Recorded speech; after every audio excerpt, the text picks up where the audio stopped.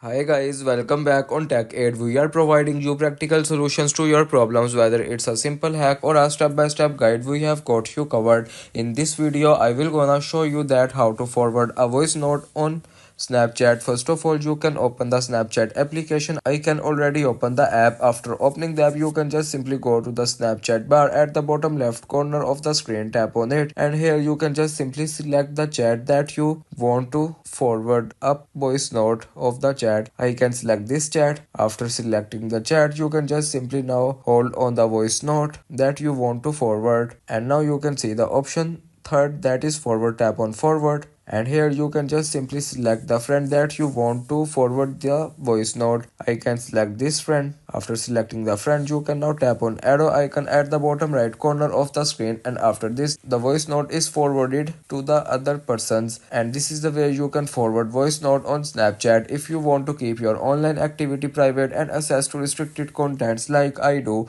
trying using a VPN, it's secure, easy to use, and makes a browsing safer. The link to buy is in the description below. If this tutorial helped, don't forget to like the video and subscribe for more practical solutions. Got questions or need extra help, drop a comment below and we will be happy to assist. See you in the next one. Thanks for watching.